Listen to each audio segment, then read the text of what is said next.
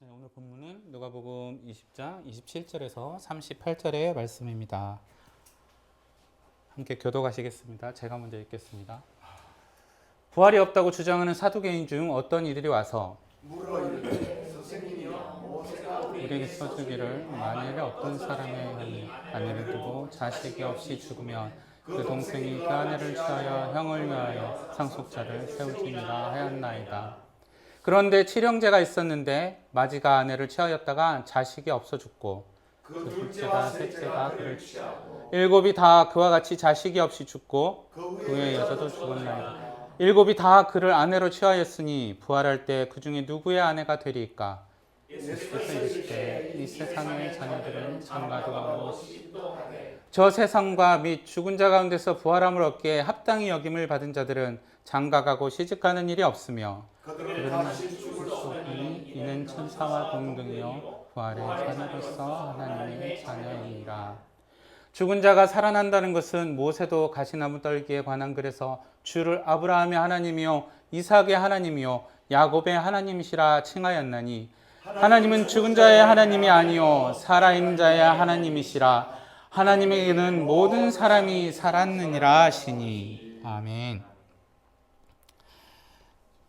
예, 오늘은 살아있는 자의 하나님이라는 제목으로 말씀을 전하겠습니다. 사랑하는 성도 여러분, 성경에는 죽었다가 살아난 사람들의 놀라운 이야기가 여러 기록이 되어 있습니다. 구약 시대에는 엘리야가 사르밧 과부의 아들을, 엘리사는 또 수넴 여인 아들을 다시 살렸습니다. 신약에 와서도 예수님께서는 나사로나 야이로의 딸을 죽음에서 일으키셨습니다.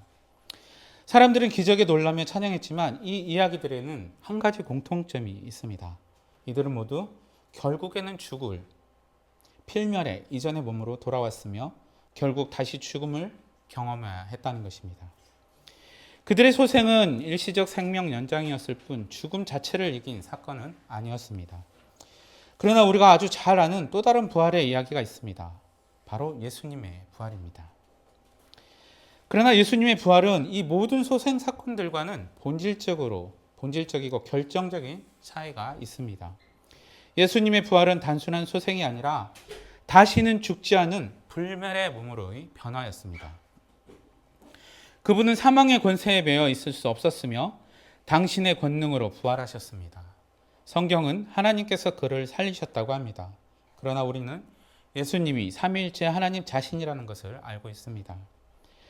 다른 이들의 부활이 외부의 능력에 의존한 수동적인 사건이었다면 이 예수님의 부활은 하나님이 행하신 일이면서도 스스로 목숨을 버리고 다시 얻을 권세를 가지신 예수님의 능동적인 행위였습니다. 요한복음 10장 18절에서 자신을 버릴 권세도 있고 다시 얻을 권세를 아버지에게 받았노라 하고 말씀하신 것 같습니다. 더욱 중요한 것은 이 예수님의 부활은 단순히 한 개인의 기적이 아니라 십자가에서 시작된 대속사역의 완성이자 확증이라는 것입니다. 십자가는 우리의 죄값을 치르신 심판의 자리였고 또 부활은 하나님께서 그 제사를 받으셨음을 입증하신 의의 선포였습니다.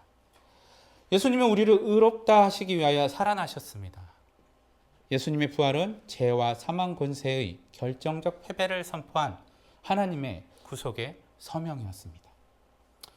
어떤 이들은 부활의 영광만 바라고 또 십자가는 말하지 않는다고도 하고 또 어떤 이들은 복음을 이야기할 때 십자가만 이야기하고 부활은 말하지 않는다고도 합니다.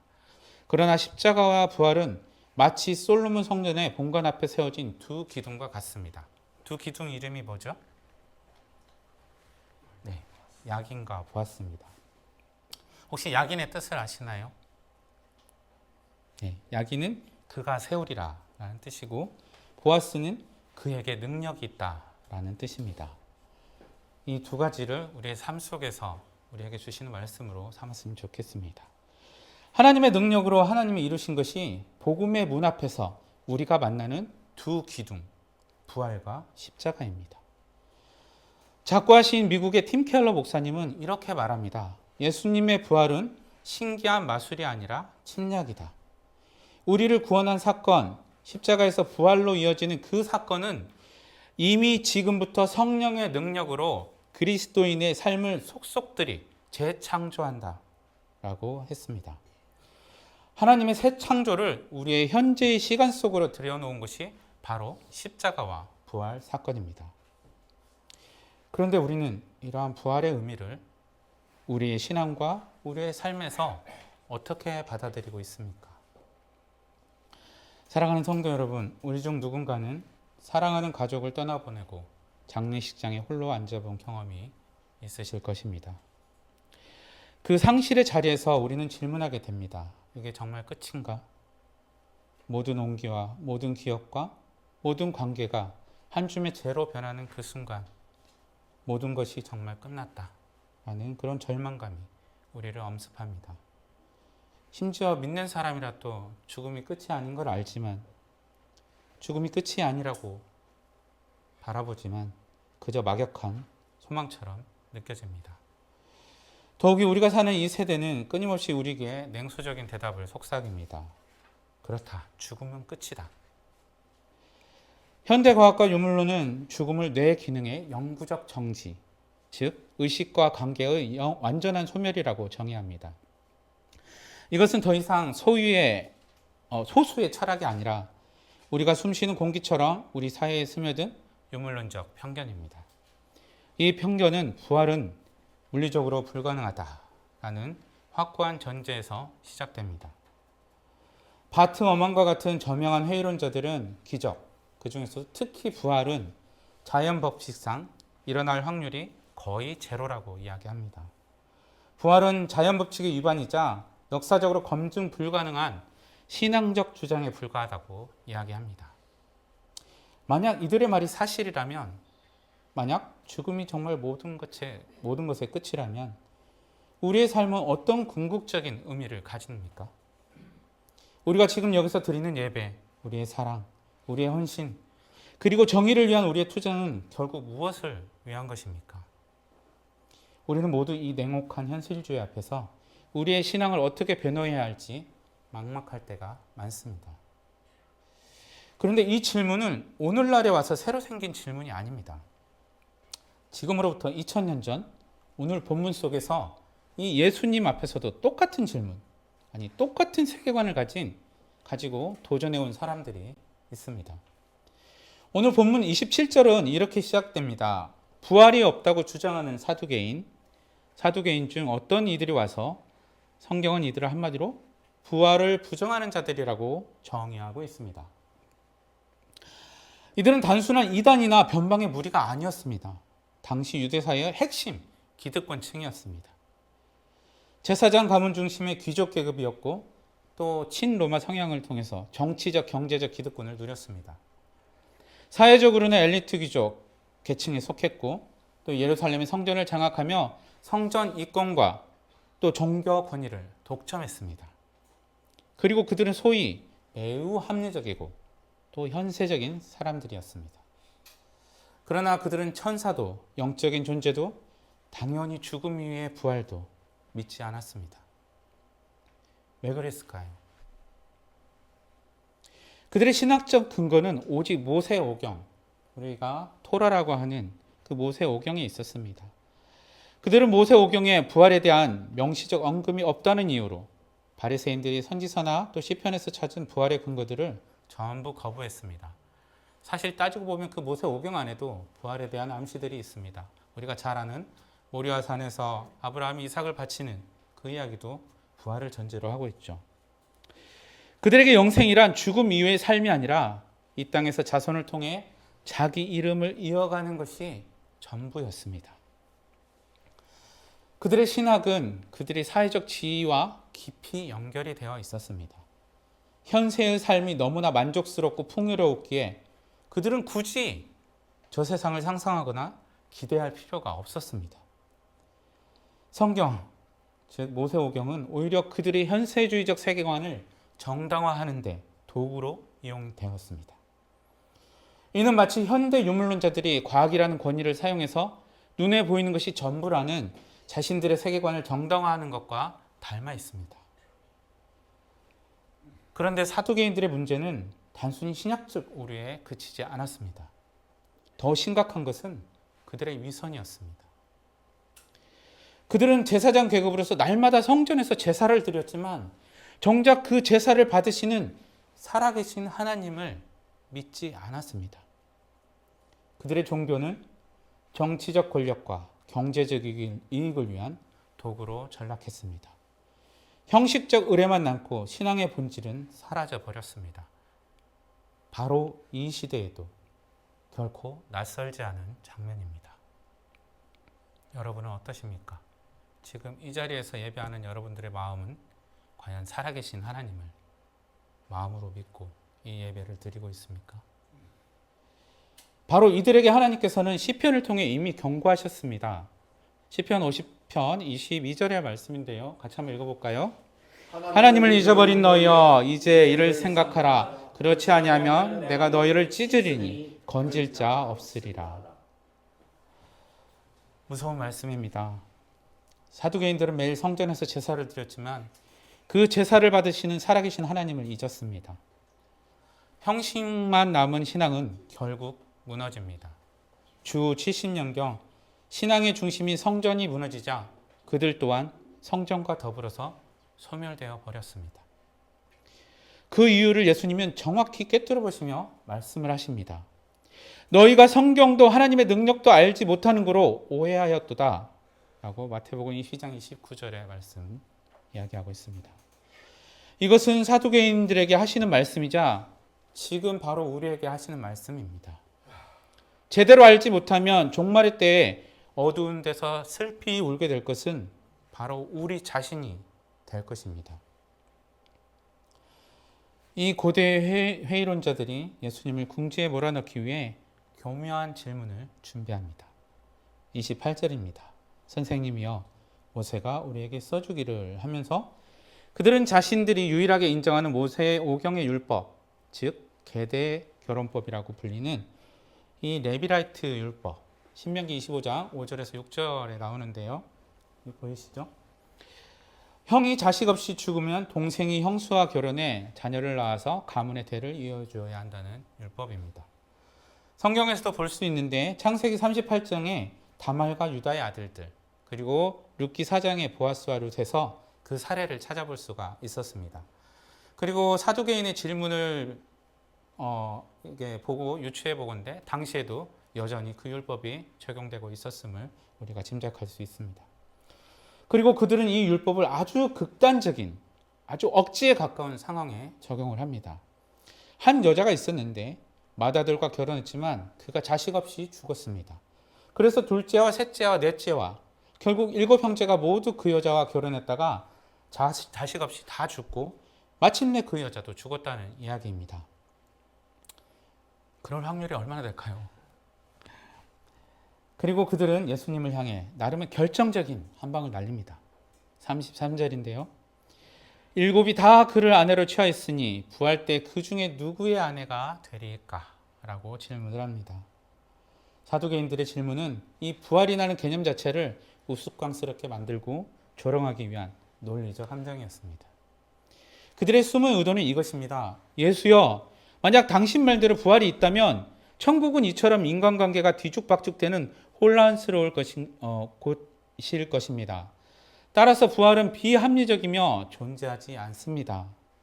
그들은 예수님이 첫째의 아내다 혹은 7째의 아내다 라고 대답하시길 기대했고 어떤 대답을 하든 율법의 권위와 부활의 교리가 충돌하면서 예수님이 조롱거리가 될 것이라고 확신했습니다.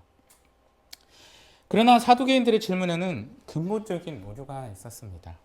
바로 범주의 오류인데요. 범주의 오류란 본질적으로 다른 종류나 다른 속성을 가진 대상이나 개념을 마치 같은 종류인 것처럼 오해해서 잘못된 결론이나 판단을 내리는 것을 말합니다.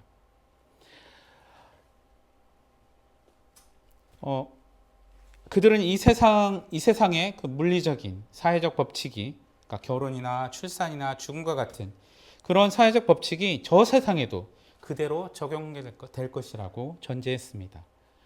이는 마치 현대 회의론자들이 부활한 몸이 어떻게 중력의 법칙을 거스를 수 있는가, 혹은 천국은 우리 은하계 어디에 존재하는가 라고 묻는 것과 동일한 이 상상력의 빈곤이며 유물론적인 편견입니다. 그들은 새로운 차원의 삶을 상상조차 하지 못했습니다. 그러나 예수님은 그들의 유치한 뜻에 걸려들지 않으시고 그들의 질문에 바로 답하지 않으셨습니다. 성도 여러분, 우리 앞에 간혹 신앙적으로 도전적인 질문을 하시는 분들이 있습니다. 그럴 때 그 말에 직접적으로 반박하지 마시고 상대방이 그 말을 한 전제가 무엇인지를 파악하시고 해야 할 말을 결정하셔도 늦지 않습니다. 대부분은 자신들의 상식 안에서 전제를 가지고 이야기하는 경우일 것입니다. 이 사두개인들도 이런 전제 안에 갇혀 질문했던 것입니다. 그런데 예수님은 그들의 전제를 깨뜨리셨습니다. 34절입니다. 같이 한번 읽어보실까요? 예수께서 이르시되 이 세상의 자녀들은 장가다가고 시집도 가되. 당연한 말이죠. 먼저 예수님은 그들의 말이 이 세상의 법칙 안에서 유효함을 인정하셨습니다. 그러나 35절에서 완전히 새로운 차원의 문을 여십니다. 한번 읽어볼까요? 저 세상과 및 죽은 자 가운데서 부활함을 얻게 합당함을 그들은 장가가고 시집가는 일이 없으며. 전혀 반대의 말을 하십니다.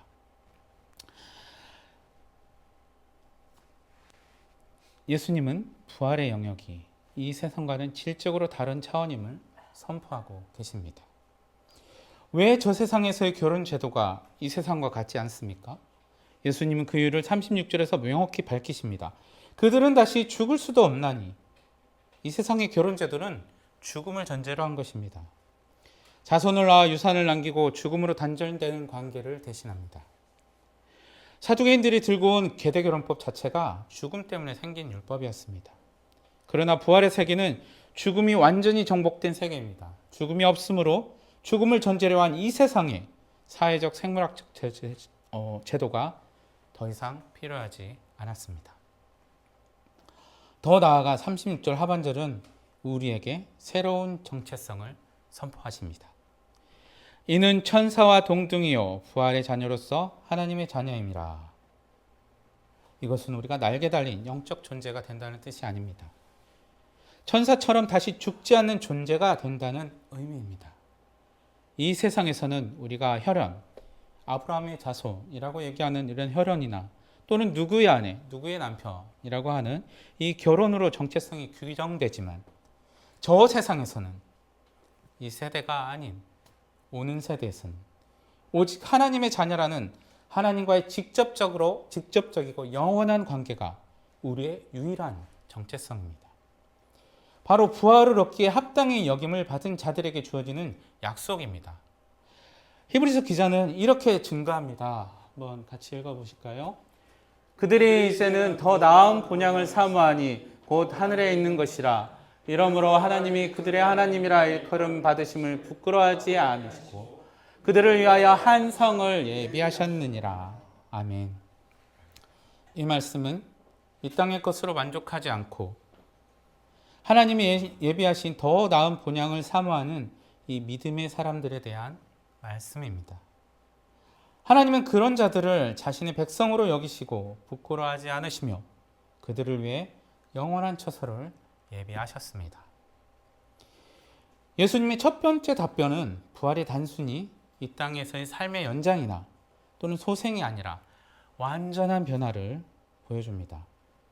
사두개인들은 부활을 양적으로, 그러니까 더 오래 사는 것으로 이해했지만 예수님은 질적으로 전혀 다르게 사는 것으로 설명을 하십니다. 바울은 이렇게 얘기합니다. 썩을 것으로 심고 썩지 아니할 것으로 다시 살며 육된 것으로 심고 영광스러운 것으로 다시 살며 약한 것으로 심고 강한 것으로 다시 살며 육의 몸으로 심고 신령한 몸으로 다시 사나니라고 이야기하고 있습니다.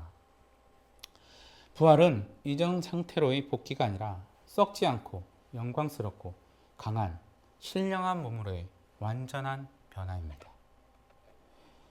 예수님은 여기서 멈추지 않으십니다. 예수님은 사두개인들이 자신들의 유일한 권위로 인정하는 모세 오경의 권위를 사용하셔서 그들에게 역공을 펼치시죠. 37절입니다. 죽은 자가 살아난다는 것은 모세도 가시나무 떨기에 관한 글에서 보였다라고 얘기하고 있습니다. 저기 보여주었는데 라고 하는 것은 우리 개역개정에서는 나오지 않는 말인데요. 그분은 모든 유대인의 가장 신성하게 여기는 장면, 바로 출애굽기 3장 6절 하나님께서 불타는 가시나무 떨기 가운데서 모세에게 처음 자신을 계시하신 장면을 인용합니다. 주를 아브라함의 하나님이요 이삭의 하나님이요 야곱의 하나님이시라고 정하였나니 라고 얘기하고 있는데요. 오늘 본문은 성도 여러분, 이 말씀이 선포된 시점은 족장들, 즉 아브라함과 이삭과 야곱이 이미 죽은 지 수백 년이 지난 후입니다. 만약 족장들이 죽음으로 완전히 소멸하였다면, 만약 사두개인들의 주장이 맞다면 하나님은 자신을 이렇게 소개했을 것입니다. 나는 아브라함의 하나님이었다 라고 말했죠. 당연히 과거형으로 소개하셔야 했지만 하나님은 나는 아브라함의 하나님이다 라고 하는 분명한 현재형으로 말씀하십니다. 예수님은 이 현재형 시제 속에서 놀라운 결론을 도출해 내시는데요. 38절의 말씀이죠. 하나님은 죽은 자의 하나님이 아니요 살아있는 자의 하나님이시라 라고 선포합니다. 이것은 하나님의 본질에 대한 선언입니다. 하나님은 살아계신 하나님이십니다. 그분의 본질은 생명 그 자체이십니다. 부활은 이미 하나님 안에 있는 생명이 완전히 드러나는 사건이었습니다. 생명이신 하나님께서 나의 벗이라 부르시며 영원한 관계를 맺으신 대상 아브라함과 이삭과 야곱을 죽음이라는 어둠이 영원히 소멸시키도록 방치하시는 것은 하나님의 본질, 그분의 생명이죠. 하나님의 본질과 그분의 약속의 정면으로 위배되는 것입니다. 하나님께서 한번 너의 하나님이 되리라 약속하셨다면 그 언약은 죽음으로도 끊어지지 않습니다. 하나님이 나는 너의 하나님이시다 라고 말씀하시는 것은 일시적인 후원 계약이 아니라 영원한 관계와 언약을 맺으시는 것이기 때문입니다. 이 진리를 가장 극적으로 그의 삶에서 보여준 사람이 있습니다. 바로 욥입니다. 욥은 모든 것을 잃고 자신의 육체가 썩어가는 극심한 절망 속에서 이렇게 고백했습니다. 한번 같이 읽어볼까요? 그러나 나는 확신한다. 내 구원자가 살아계신다. 나를 돌보시는 그가 땅에 우뚝 서실 날이 반드시 오고야 말 것이다. 내 살갗이 다 썩은 다음에라도, 내 육체가 다 썩은 다음에라도 나는 하나님을 배울 것이다. 아멘.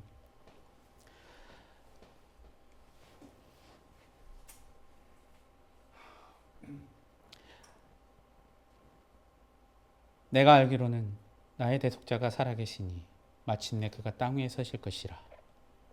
내 가족이 벗김을 당한 뒤에도 내가 육체 밖에서 하나님을 보리라. 우리 개혁개정의 말씀이죠. 욥은 자신의 육체가 완전히 부패한 후에도 다시 육체를 입고 하나님을 볼 것이라고 확신했습니다. 이것이 바로 부활신앙입니다.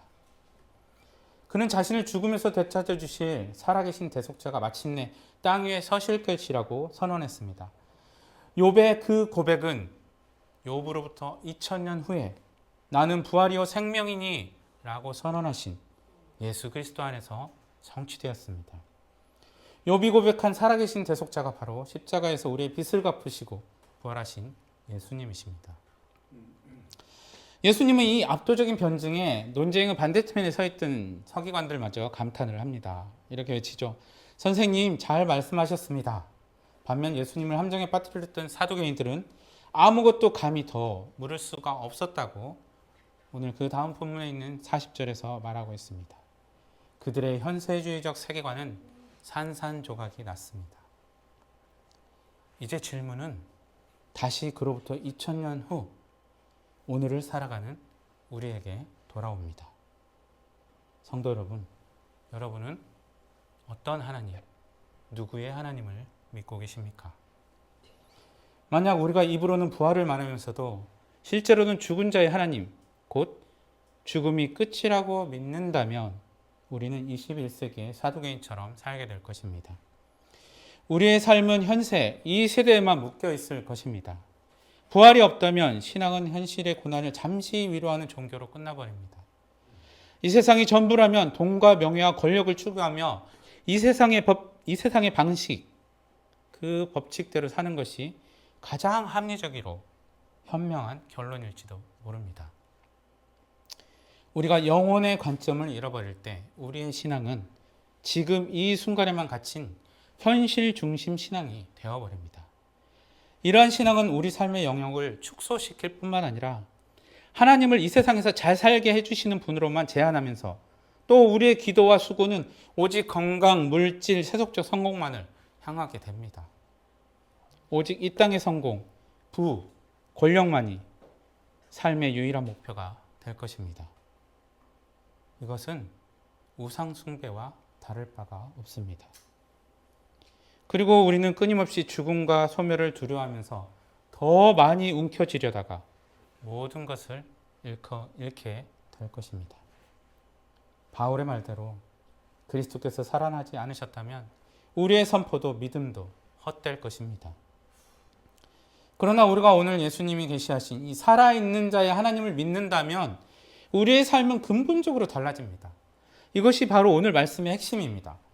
부활신앙은 영원하신 하나님과의 관계 안에서 현재의 삶에 궁극적인 의미를 부여하기 때문입니다. 어떤 의미를 부여합니까? 첫 번째는 부활신앙은 현재적 삶의 수고에 영원한 가치를 부여합니다. 부활신앙은 우리가 지금 행하는 모든 선택과 행동이 영원의 관점에서 의미를 가짐을 깨닫게 합니다. 우리의 현재적 삶은 부활의 삶으로 이어지는 씨앗과 같습니다. 바울은 너희 수고가 주 안에서 헛되지 않은 줄 압니다 라고 확증을 했습니다. 왜 헛되지 않습니까? 왜냐하면 우리가 살아있는 자의 하나님과 연합하여서 행하는 이 모든 일, 곧 현재 흘리는 땀과 사랑 그리고 섬김은 이미 영혼 속에 기록되기 때문입니다. 하나님께서는 모든 사람이 살았느니라 라는 말씀은 우리의 현재가 영혼 속에 이미 포함되어 있음을 뜻합니다. 하나님께는 과거가 없습니다. 하나님께는 모든 것이 영원한 현재입니다. 시간 바깥쪽, 공간 바깥쪽에서 하나님께서는 시간 속에 있는, 공간 속에 있는 우리를 바라보고 계십니다. 우리는 영원한 현재 속에서 하나님을 경외하며 거룩하게, 그러나 은혜 안에서 자유롭게 오늘을 살아갈 뿐입니다. 두 번째는 부활신앙은 우리가 현재적 부활의 능력을 경험하면서 살게 합니다. 우리는 절망 속에 주저앉아 있었습니다. 반복되는 실패, 또 치유되지 않는 상처, 변하지 않는 환경, 이것들이 우리를 짓누릅니다. 그러나 부활의 능력이 임할 때 우리는 다시 일어설 수 있습니다. 우리는 이미 부활의 생명으로 살기 시작했기 때문에 죄와 죽음의 패턴에서 벗어나서 생명과 의의 패턴으로 살아갈 수 있는 것입니다. 우리가 절망 속에서 다시 일어나고 고난 중에도 소망 중에 즐거워하면서 이 환난을 참을 수 있는 것은 바로 부활의 능력이 우리 안에 이미 역사하고 있다는 증거입니다. 바울이 고린도전서 15장 31절에서 나는 날마다 죽노라 한 것처럼 옛사람이 날마다 죽고 새 사람으로 일어나는 삶이야말로 부활신학의 현재적 형태입니다. 우리는 육체적으로 죽었지만은 하나님 안에서는 날마다 새로워집니다. 부활의 능력은 우리의 일상을 영원의 예배로, 우리의 고난을 영광의 씨앗으로, 우리의 삶을 살아계신 하나님 앞에서의 거룩한 여정으로 변화시킵니다. 세 번째는 우리에게도 너무나 중요합니다. 부활신앙은 우리가 죽음의 두려움에서 해방되어서 담대하게 살아가게 합니다. 산자의 하나님께는 죽은 자가 없습니다. 이것은 죽음에 대한 우리의 관점을 완전히 바꿉니다. 죽음은 끝이 아니라 관계의 전환입니다. 그리스도인은 죽음이 관계의 끝이 아님을 알기에 우리는 현재의 삶을 더욱 충만하게 담대하게 살면서 주 안에서 맺은 관계들을 영혼의 차원을 가지게 됩니다. 우리는 죽음을 두려워했습니다. 죽음은 모든 것의 끝이었고 사랑하는 사람과의 영원한 이별이었습니다. 그러나 부활의 능력이 임할 때 바울의 고백이 우리의 고백이 됩니다. 같이 한번 읽어볼까요? 사망아 너의 승리가 어디 있느냐? 사망아 내가 쏘는 것이 어디 있느냐? 죽음이 더 이상 끝이 아닙니다. 욥처럼, 아브라함처럼, 이삭과 야곱처럼 우리도 살아계신 하나님과 연합하며 영원한 생명 안에서 살고 있습니다. 이것이 바로 예수님께서 말씀하신 하나님께는 모든 사람이 살았느니라 라고 말씀하신 것의 진정한 의미입니다. 욥의 확신이 곧 우리의 확신이 되는 것입니다. 우리는 욥이 소망했던 이미 성취된 부활을 본 증인들입니다. 이스라엘의 족장들이 영원하신 하나님과의 관계 안에서 여전히 살아있듯이 주 안에서 먼저 간 사랑하는 이들, 그들은 하나님께는 지금도 살아있습니다. 우리는 그들을 잃은 것이 아닙니다. 우리의 시간 속에서는 죽었지만 그들은 단지 먼저 본향으로 갔을 뿐입니다. 건강하던 젊고 사랑스러운 아내가 갑자기 말대 안 되는 병으로 세상을 떠났습니다. 아침에 일어나 보니 밤새 책상에서 공부하던 31살의 듬직한 아들이 차가운 죽음으로 변해 있는 현실을 마주합니다. 회사의 근속 포상으로 유럽 여행을 떠난 40대의 남편이 심근경색으로 스위스의 어느 마을에서 홀로 숨을 거두었다는 소식을 듣습니다. 모두가 우리 삶에서 실제로 일어난 일입니다. 이런 말도 안 되는 현실 앞에서도, 견딜 수 없는 슬픔 속에서도 우리가 소망을 놓지 않고 견딜 수 있는 이유가 바로 여기에 있습니다.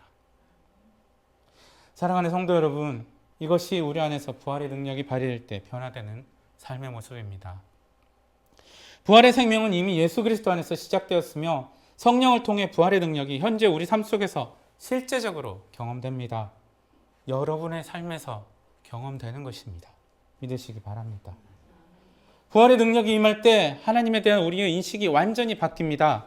단지 이 세상에서 잘 살게 해주는 분이 아니라 우리의 모든 것이 살아계신 하나님 앞에 있다는 것을 깨닫게 됩니다. 하나님의 하나님 되심을 진정으로 인정하게 되는 것입니다. 이 말씀을 기억하십시오. 하나님께는 모든 사람이 살아있습니다. 모든 사람은 하나님과의 관계 속에서 살고 있다고 했습니다. 사람이 하나님과의 관계 속에 있어야만 생명이 있다는 의미입니다. 하나님 자신이 바로 생명이시기 때문입니다. 그런데 우리는 이미 살아있는 자의 하나님과 연합하여 영원한 생명 안에서 살고 있습니다. 그러니 우리는 죽음을 향해 가는 존재가 아닙니다. 부활신앙은 믿음으로 현실을 바라보고 믿음으로 현실을 극복하며 살아가는 것입니다. 그것은 죽음이 끝인 것처럼 쌓아두고 움켜쥐는 이 유물론적인 삶을 거부하고 영원한 생명을 이미 소유한 자들처럼 이 땅에서 나누고 사랑하고 희생하는 이 종말론적인 신앙을 회복하는 것입니다. 지금 이 순간에도 나는 너의 하나님이다 라고 말씀하시는 이 살아계신 하나님과의 인격적인 관계가 바로 우리의 부활신앙입니다. 사두개인들은 부활을 믿지 않았기에 예수님을 향해 조롱의 질문을 던졌습니다. 우리는 부활을 믿습니다. 그러므로 이제 우리는 죽음이 끝이라고 말하는 세상을 향해 바로 우리의 삶으로 이 부활의 신앙을 대답해야 합니다. 그런데 우리가 어떻게 이렇게 담대하게 죽음이 끝이라고 말하는 이 세상 앞에서 부활을 확신하며 살아갈 수 있습니까? 그 이유가 무엇입니까? 그것은 이 모든 진리가 단순한 신학적 논쟁이나 추상적인 교례가 아니라 실제 역사 속에서 일어난 사건이기 때문입니다. 여러분은 믿으십니까? 그 부활 사건이 현재적인 역사 속에서 일어난 사건이라는 걸 믿고 계십니까? 사랑하는 성도 여러분, 예수님께서 사두개인들에게 변증하신 이 놀라운 진리가 바로 그 며칠 뒤 역사 속에서 실제로 일어났습니다. 부활의 아침, 무덤 입구에 굴려진 돌을 기억하십니까? 사두개인들은 부활이 없다고 조롱했지만 하나님께서는 무덤을 막았던 그 돌을 친히 굴려내심으로써 예수님의 변증이 참됨을, 즉 하나님은 정말 죽은 자가 아닌 산 자의 하나님이심을 온 세상에 증명하셨습니다. 부활하신 예수님은 닫힌 문을 통과하실 수가 있으셨습니다. 나중에 제자들에게 나타나셨죠, 그렇게. 그 돌은 예수님을 위해 굴려진 돌이 아니었습니다. 그럼 누구를 위한 돌이 굴려졌겠습니까? 돌이 굴려진 이유는 여인들과 제자들이 이 빈 무덤을 보고 부활의 증거를 믿게 하기 위함이었습니다. 굴러진 돌은 곧 하나님의 개입의 표지였습니다. 보라, 이곳이 비어 있다. 하나님이 죽음을 이기셨다는 선포였습니다. 사랑하는 성도 여러분, 신약교회 성도들은 주님이 곧 다시 이 땅에 오실 것이라는 기대로 박해와 고난과 세상의 유물론적인 공격 가운데서도 이 부활의 소망 안에서 사랑과 베품의 모범을 보이며 종말론적인 신앙을 붙들고 살았습니다.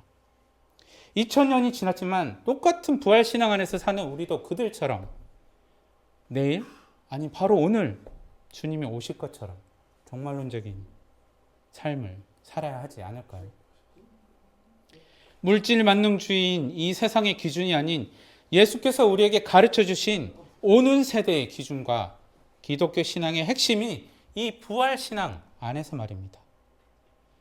하나님은 죽은 자의 하나님이 아니요 살아있는 자의 하나님이십니다. 그분은 아브라함의 하나님, 이삭의 하나님, 야곱의 하나님이시며 바로 오늘 이 자리에 계신 저와 여러분의 하나님이십니다. 여러분은 정말로 부활을 믿고 살아가고 있습니까? 여러분은 지금 무엇을 두려워하고 있습니까? 여러분의 수고와 헌신은 어디를 향해 가고 있습니까? 바로 이 땅입니까? 아니면 영원한 저 삶입니까? 하나님과의 관계 안에서 영혼의 관점으로 오늘을 살아가십시오. 이 영원한 관계의 약속 안에서 죽음을 두려워하는 자가 아니라 부활의 자녀답게 영원한 생명을 지금 여기서부터 담대하게 살아가게 되시기를 주님의 이름으로 축원합니다.